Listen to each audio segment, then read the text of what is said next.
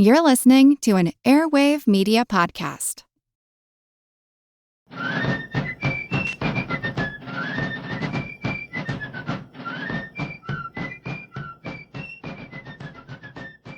Hello, and thank you for joining the American Revolution. This week, episode 384, The Rebirth of the U.S. Navy. During the Revolutionary War, the Continentals never had much of a navy. They managed to launch 13 relatively small frigates, which were converted merchant vessels armed with a few cannons. Most of the naval power for the Continentals came from privateers. Even many state navies were larger than the Continental Navy. And despite its small size, Congress could not even afford a handful of ships. The few ships that had not been captured or destroyed during the war were sold off at the war's end. One ship that was not quite finished, and which the government couldn't afford to finish, was given to France as a gift. France ended up decommissioning that ship and trashing it as it was not considered seaworthy. The Continentals held on to a single 36-gun frigate after the war, the Alliance. John Paul Jones had captained the Alliance for a time. John Barry had commanded her when she fought the last naval battle of the Revolutionary War off the coast of Havana on March 10, 1783. Even the cost of that single ship was too much expense for Congress. They auctioned off the Alliance in 1785 to a Philadelphia merchant. Officers in the Continental Navy petitioned Congress to give them half pay, which was the normal procedure in Britain for officers who were not on active duty. Congress declined, arguing that there was no more navy. It had been dissolved. There were no ships, no officers, no sailors, nothing. A few states maintained their own small state navies, but there was nothing that could take on foreign powers. After establishing the Constitution, the Congress began reestablishing an army, but no navy. The army was needed to deal with Indians. There was no immediate naval threat, and what threats did exist could not be confronted with any pitiably small navy that Congress could afford. So, for several years, Congress simply ignored the issue of having no navy. The Treasury Department, under Alexander Hamilton, formed what would later be called the Coast Guard. They built a few small ships that would be on the lookout for smugglers trying to avoid import duties, but there was nothing that could challenge an enemy warship. Merchant shipping got off to a slow start after the war. In 1783, following the peace treaty, Britain banned U.S. merchant ships from entering any port in the British West Indies. Before the war, colonists made most of their trade income carrying food to the West Indies to feed the large slave populations on islands that didn't want to waste space growing their own food for the slaves instead of valuable cash crops like sugar. The cutoff of British ports caused American trade to suffer in the post-war years. Some trade continued when British officials were willing to look the other way, but by 1788, U.S. trade with the British West Indies was about half of what it had been before the Revolution. Prices for exports fell. Many New England fishermen moved to Nova Scotia so that they could continue to trade with the British colonies in the West Indies. Before the war, New England had a strong shipbuilding business, building ships for British merchants. Britain also forbade British merchants from buying ships from America. Economic depression hit the port cities, especially in New England. The weak economy created higher unemployment and led to the foreclosures that had resulted in revolts like Shays' Rebellion. American merchants began looking for other markets. In 1785, a ship out of New York sailed all the way to China, bringing back some profitable cargo. Many other ships followed, opening up a growing trade with China. Others found new opportunities in Bengal, where the East India Company was still willing to trade with American merchants. They also found new markets in the Baltic and Mediterranean ports. Others sailed for West African ports to continue the slave trade. France was also considered an important new trading partner. When Jefferson became the French ambassador in 1784, one of his first priorities was to establish more commercial treaties both with France and the French West Indies. The trade picked up over time. When most of Europe went to war with revolutionary France, European ports were willing to pay top dollar for American products. Many of the products made in America could be sold for 2 or 3 times the cost in foreign ports. As American merchant vessels began to spread across the globe, the lack of a navy to support them became more and more of an issue. Many Americans had naively thought that since they weren't at war with anyone, their vessels would be largely safe sailing on the high seas. This was not the case. The need for a navy became more pressing over the years. When the new war in Europe began, it became downright urgent. Washington had declared neutrality, primarily to protect U.S. shipping. That did not work. As Alexander Hamilton warned in one of his Federalist papers, quote, "A nation, despicable by its weakness, forfeits even the privilege of being neutral."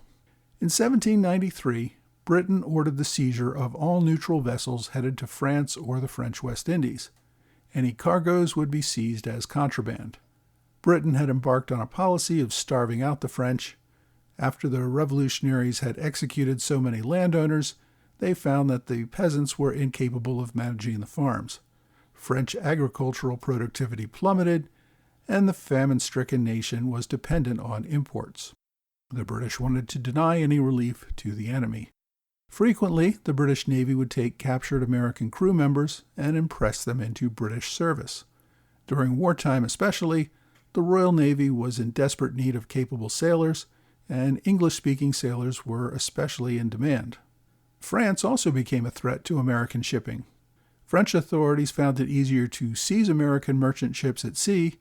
They get to keep the ships, confiscate the cargo, throw the crews into prison to be held for ransom, and that proved much more profitable than actually buying the cargoes from the Americans. U.S. authorities protested these actions, but neither Britain nor France cared. What could the U.S. do other than protest?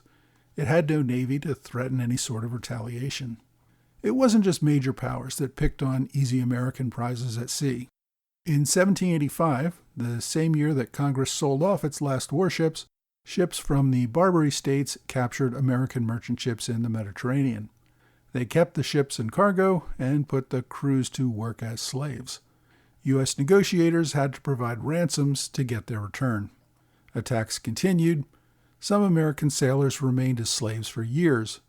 In 1792, the Dey of Algiers demanded a ransom of $60,000 for the return of 100 Americans and a dozen ships.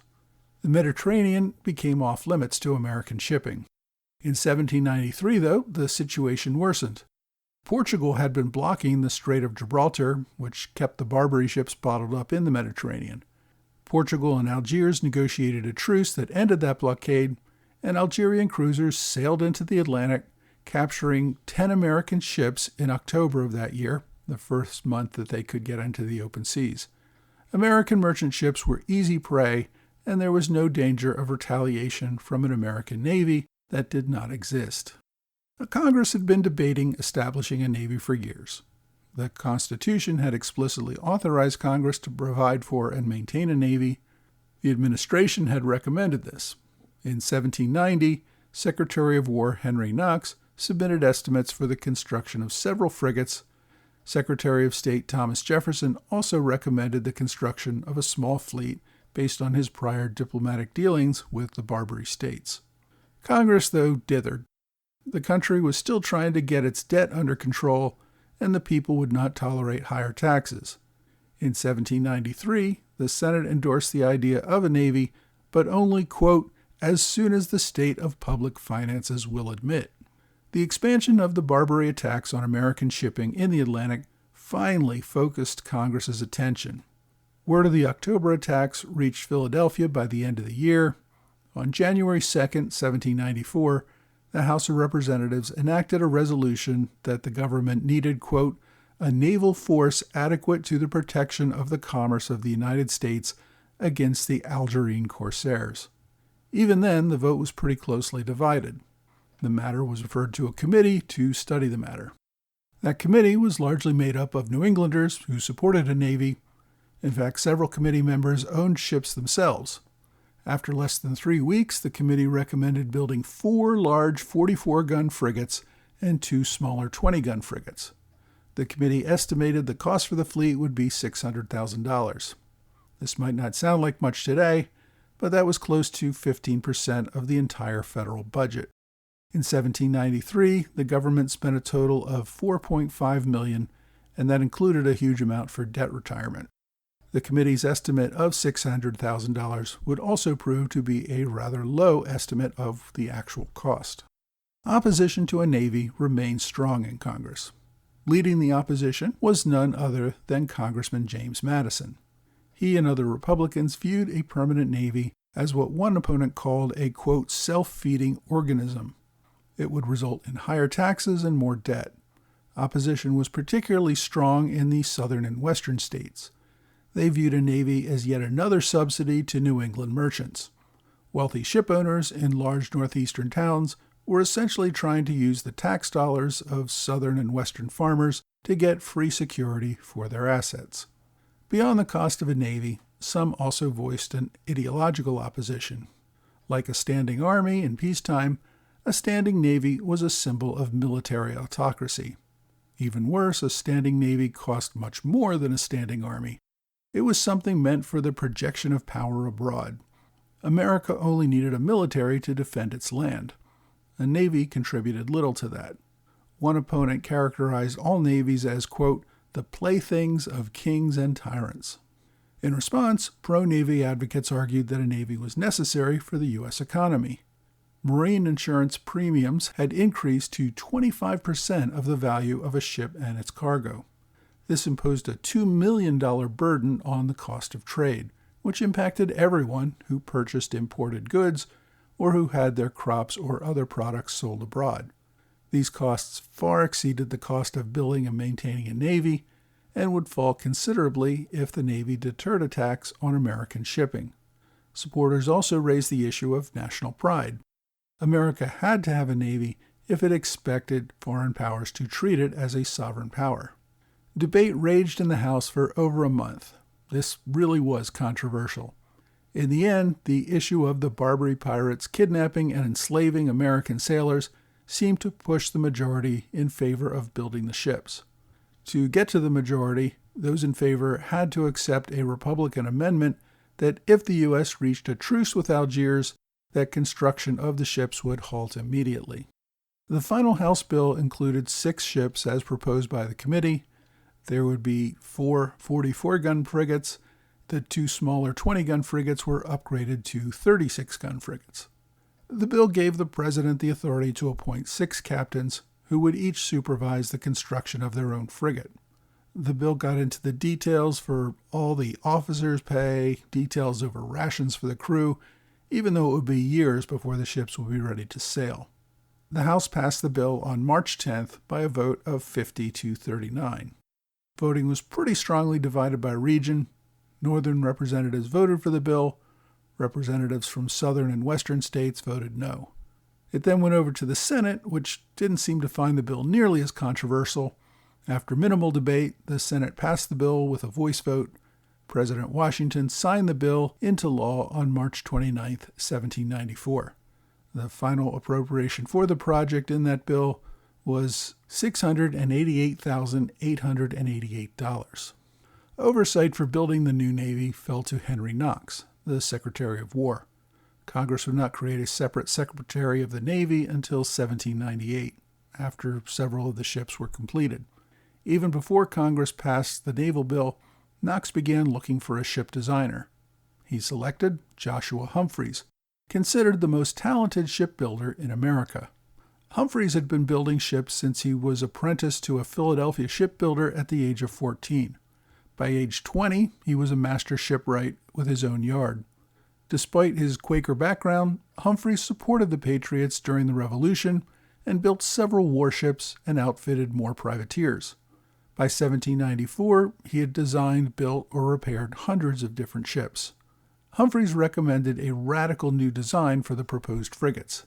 These ships would be longer and wider than most ships of similar ratings at the time. They would carry large 24-pound cannons at a time when most ships maxed out at 18-pounders. This would give the ships greater firing range and could inflict more damage per shot. They were designed with the purpose of intimidating the smaller Barbary ships, but Humphreys could see them being a real threat to British ships as well. A 44-gun ship would only be a fifth-rate ship in the British Navy. They had plenty that were larger and had more guns, But the size and speed of the new American frigates, along with their greater range and firepower, would become a real surprise to the enemy, and a smaller ship would seem like a much more capable opponent to larger British naval ships. Humphrey's new designs drew criticism that the ships wouldn't be as stable or structurally sound as European ships. They had also had a heavier draw, which meant they couldn't follow enemies into shallower waters. But in the end, the government accepted his designs for the ships, and building commenced. Washington and Knox worked together to come up with the names for each of the ships and determine where they would be built. The president wanted each ship built in a separate town, in part to spread out the economic benefits of the project, but also to prevent any single town from becoming the exclusive expert in building ships for the Navy. President Washington also appointed the Navy captains within a few months of passage. The most senior captain was John Barry, who would oversee the building of the ship named United States in Philadelphia. Barry would also have input on the appointments of other ships' captains. Barry was the only captain who had appeared in the original captain's list of the Continental Navy way back in 1775. I won't get into all of his commands during the Revolution, but he ended up the war as one of its major naval heroes. Following the war, he returned to the command of merchant vessels. By 1794, he was nearly 50 years old, but he had a great war reputation and was still ready for action. President Washington would later appoint him as Commodore of the entire fleet. Second in seniority was Samuel Nicholson, tasked with overseeing the construction of the Constitution in Boston. Nicholson had been a lieutenant under Lambert Wickes and later under John Paul Jones during the war. He actually commanded one of the smaller ships alongside the Bonhomme Richard during its famous battle with the Serapis. Later in the war, he captained the 32-gun frigate, the Dean. He spent many years after the war trying to get paid prize money for the ships that he had captured during the war. The third appointment went to Richard Dale, who oversaw the construction of the Chesapeake in Norfolk, Virginia. Dale's war service during the Revolution began as a lieutenant of a ship commissioned by Virginia. His ship was quickly captured by the British, and he was impressed into British service. Later, his British ship was captured by John Barry, who was in command of the Lexington at the time. Dale happily volunteered for service and became a midshipman. The British captured him again, holding him as prisoner until he returned to the Lexington. Captured a third time, Dale was imprisoned in England. After his escape, he joined John Paul Jones on the Bonhomme Richard. Dale was captured again, imprisoned in British-occupied New York City. After his exchange, he went to work on a privateer ship. So he never served as a captain during the war, but became a merchant captain after the war and also happened to marry a relative of John Barry. A fourth appointment went to James Sevier, who oversaw the construction of the Congress, being built in Portsmouth, New Hampshire. Sevier had been in the Army during the war, joining late at age 20 in 1781 after graduating from Harvard. He had no naval experience prior to his appointment, but he had been a merchant captain after the war. Silas Talbot got the fifth appointment, building the President in New York. Talbot had served in the Continental Army, but volunteered for the Navy when the Continental Congress established one. Although he commanded several small ships in the Navy, he retained his Army commission, rising to the rank of lieutenant colonel. Although he received a naval commission as captain in 1779, Congress didn't have any ships available, so he took command of a privateer ship. The British captured that ship, and he remained a prisoner until 1781. After the war, Talbot served as a ship's captain on a ship involved in the slave trade. He settled in New York, where he got elected to the state assembly, and he was serving in the U.S. Congress when the president appointed him to be captain of the new ship, the President. The sixth and final appointment went to Thomas Truxtun to supervise the construction of the ship Constellation in Baltimore. Truxtun had been born in New York, but went to sea at age 12. When the Revolutionary War began, he was impressed into the British Navy. While he had no choice in serving, he did decline an appointment as a midshipman. After being wounded, he escaped and ended up commanding several privateer ships under a Continental letter of marque. After the war, he was a successful merchant captain, making one of the first trips to China from the United States. Work on the project began almost immediately. Washington approved the ship's designs on April 16th, less than 3 weeks after the bill was signed into law. Over the summer, the government began establishing federal Navy yards in each of the 6 towns that would build the ships. By fall, teams were already harvesting oak timber from St. Simon's Island in Georgia to build these ships. By the end of the year, the first keel had already been laid in Philadelphia. The project would take years to complete, but was already well underway. Next week, the government faces another internal rebellion, this time over the tax on whiskey.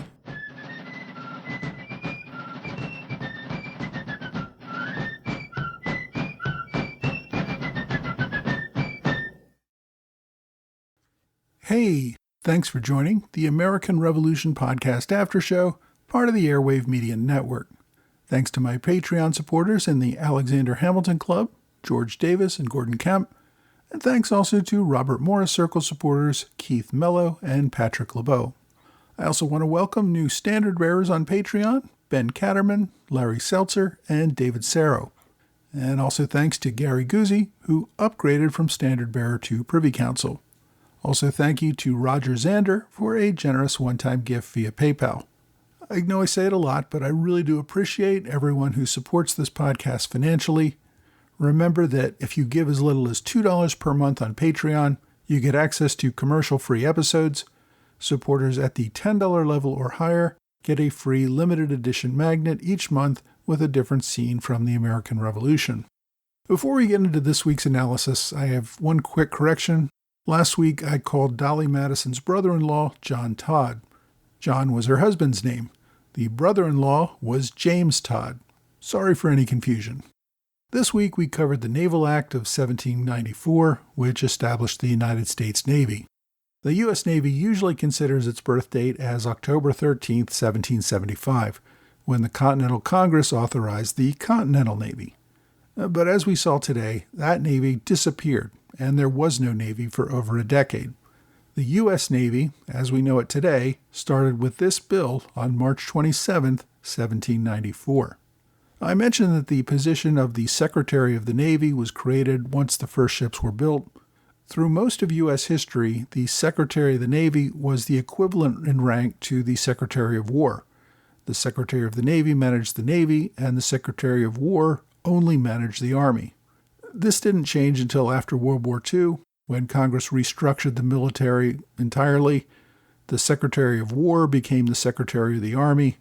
A new branch was created and run by the Secretary of the Air Force, and all 3 branches were overseen by a new position called the Secretary of Defense. The actual construction of the 6 frigates authorized in this bill would take a long time. Remember that Congress had stipulated that building would stop if the U.S. signed a peace treaty with Algiers. In 1795, this treaty was negotiated, and it was ratified by the Senate in 1796. Americans, though, considered this treaty to be a national humiliation. The Dey of Algiers received a ransom of cash and gifts, including having the U.S. build a frigate for the Algerian Navy. The Crescent was built in Portsmouth and delivered to Algiers in 1798. They renamed it the El Americana. Unlike other ships being built, the Crescent met bare minimum standards for a frigate, and it did not last very long. The treaty also required the payment of $600,000 in tribute and another $200,000 to release the American prisoners, although a third of those who had been captured in 1793 had already died under the harsh conditions. The treaty also required an ongoing annual tribute of $21,000 worth of military supplies. The cost of all those supplies often exceeded that amount by several times. Given the high cost of obtaining peace with Algiers, Congress opted to continue building 3 of the 6 ships for its new navy. 2 of the larger ships and 1 smaller ship were completed in 1797. The ship the United States launched first in May, the Constellation launched in September, and the Constitution launched in October. Work on the other 3 ships just ended. They were left to rot in dry dock. When the Quasi-War with France began in 1798, Congress finally authorized the completion of those other 3 ships. The Congress and the Chesapeake both launched in late 1799, and the President finally set sail in the spring of 1800. These ships, which Congressman Madison strongly opposed in 1794, became vital to President Madison in the War of 1812. The Chesapeake and the President were unfortunately both captured by the British Navy. The Congress also left active service in 1813. The Constellation was broken up in 1853, although some of its timbers were used to build a new ship with the same name. The United States remained in service until 1861. It was being maintained at a shipyard in Norfolk when Virginia seceded from the Union and the Confederates took control of that ship. Given its age, though, it wasn't really considered useful, and the Confederates scuttled it the following year. The final ship, the Constitution, also known as Old Ironsides, never left service. It's gone through several major renovations and obviously is no longer used in combat. The last battle was fought during the War of 1812. However, the ship did remain in active service through the 1830s. In the 1840s, it circled the globe just to show off U.S. naval power, and in 1853, it captured its last prize, an illegal slave ship that was headed for the U.S. Shortly before the Civil War, the Constitution was taken out of service. It was outfitted as a school ship for the Naval Academy. During most of the 20th century, the ship remained in Boston on exhibition. In 1976, it led a parade of tall ships to celebrate America's bicentennial. After one of the many rehabs, the Constitution was able to sail in 1997 to celebrate its 200 years of service. While the ship technically remains on the books as an active Navy ship, its primary purpose these days is as a floating museum in Boston. Those who criticized the cost of the Navy certainly felt proven right. The cost of building the 6 ships turned out to be more than 3 times the original estimates. By 1798, before the last 3 ships were even complete, the government had spent over $2.5 million on the project. By 1800, the cost of the Navy Department made up roughly half of all federal expenditures, not counting debt service. My book recommendation this week is 6 Frigates, The Epic History of the Founding of the U.S. Navy by Ian Toll. This book covers not only the construction of these first 6 ships, but all of the early naval actions that these ships took on in early U.S. history through the War of 1812. It provides an interesting look at the early years of the U.S. Navy. The author, Ian Toll, has written a number of books on naval history, although most of them are from the World War II era. If you want to learn more about the early history of the U.S. Navy, the most comprehensive book that I've found is 6 Frigates, The Epic History of the Founding of the U.S. Navy by Ian Toll. My online recommendation is an article from the U.S. Navy's historical website called The Reestablishment of the Navy, 1787 to 1801. It gives a really good overview of what we discussed today, but it also includes a very comprehensive bibliography in case you are looking for more in-depth sources on today's topic. As always, I've included direct links to the article in my blog and in my show notes. My question this week asks, what was the nature of the beef between Aaron Burr and Alexander Hamilton? Well, Burr and Hamilton had been political opponents for most of their lives. They were about the same age, roughly 19 when the war started. Burr had graduated from the College of New Jersey, later called Princeton, and was studying law in Connecticut when the war began. Hamilton was still at King's College, later called Columbia. Both young men dropped what they were doing and sought commissions in the Continental Army when the war began. Their rivalry began almost immediately as they took on the rivalry of the more senior officers whom they assisted. Burr had actually originally been assigned as an aide to General Washington, but he left that position in early 1776 to get battlefield experience. He served under General Benedict Arnold and later General Horatio Gates. Hamilton began the war as an artillery officer, but then accepted a promotion to lieutenant colonel to serve as one of Washington's aides. Their time in service of Washington did not overlap. But the 2 young officers began to distrust each other. You see this especially during the Conway Cabal, finding themselves on opposite sides of that dispute. After the war, both men settled in New York, seeking political careers.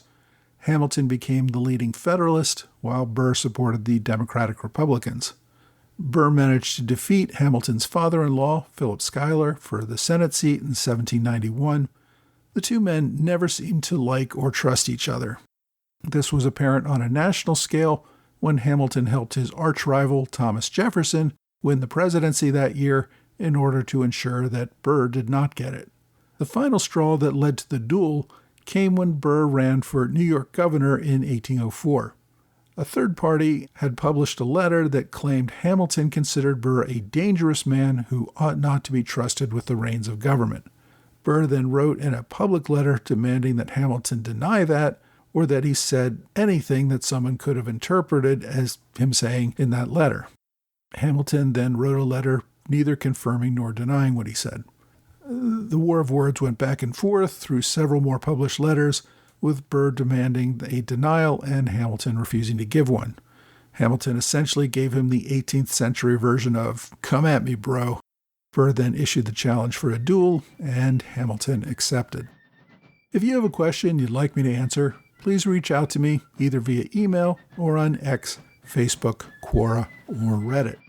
Well, that's all for this week. I hope you will join me next week for another American Revolution podcast.